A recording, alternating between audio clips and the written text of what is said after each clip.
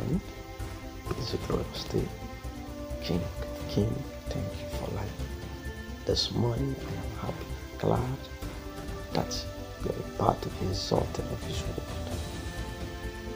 Let us pray. Father, thank you, not unto us, but unto you. Glory, honor be given unto you. Lord, we pray, God, that even as your word is reaching us this moment, open our heart of understanding to lean and learn from the word in Jesus' name. Lord, may we not be the hearer alone, but also the doer of this word in Jesus' name. Amen. By the grace of God, I am Joshua Osatoran. I'm here to share this exhortation of His word with us as we listen. The Lord bless us in Jesus' name. Amen. This morning we are looking at a topic titled The Law of Confession. The Law of Confession. This is taken from Mark 11:22-26, we read verse 23 rather. Mark 11:23. Every I say unto you, verily I say unto you, that whosoever shall say unto this mountain, be thou removed, and thou shalt cast into the sea, and be thou cast into the sea, and shall not do things out, but shall believe that those things which he has said shall come to pass, he shall have whatsoever he said. The Lord used the word say or says 4 times in this verse alone, stating that when we have what we say, this can work for or against us. We can either have what we say, which enables us to change our circumstances, or say what we have, which make us victim of our circumstances. I come again. This can work for or against us.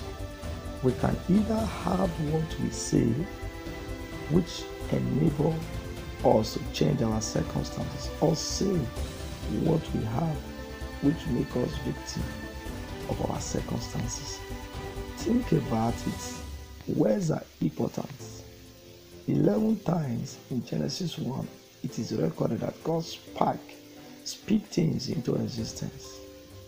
When the Lord created the heavens and the earth, He spoke them into being. Through faith, we understand that the word were framed at the word of God, so that things which are seen were not made of things which do appear. Hebrews 11:3. God created everything, including us, by words. The universe was made and is now held together by words. Hebrews 1:3. Words are the key that unlock the power of God's universe. When the word we speak are in line with His word, His power is released. If we agree with the devil and speak forth his thought of death, we unleash his power. Death and life are in the power of the tongue. They that love it shall eat the fruits thereof. So the power of eating your labor lies greatly on your confession, on your tongue. What you speak out of it, what you confess out of it, what you speak, your faith out of it, that is what matters in it. That is what stands in it. That's what make it work out for you. That is what make it works. That is what gave it a great definition, the definition of it. That is where the secret lies. That is the law of confession. The law of confessing, the law of saying without doubt, the law of standing without the fear of disappointment. That is it. What words are coming out of your mouth? Are you saying what you have or what you want? If you learn the power of speaking God's words in faith, you can begin to change your life today. Pray the prayer David prayed. Set a watch, O Lord, before my mouth, and keep the door of my lips. Psalm 141 verse 3. Set a watch, O Lord, before my mouth. Keep the door of my lips. For David to pray this prayer shows that David was a man who tries and always wants to avoid a part of that and confessing that. He stood in positivity. He stood in the part of possibility. He never neglected possibility.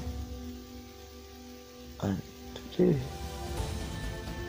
it is already a festival for us. Today, we already enjoy that privilege.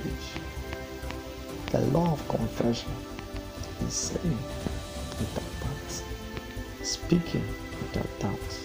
But God will rekindle our faith in Him in Jesus' name. Amen and amen. My humble self, by the grace of God, we shall Saturn.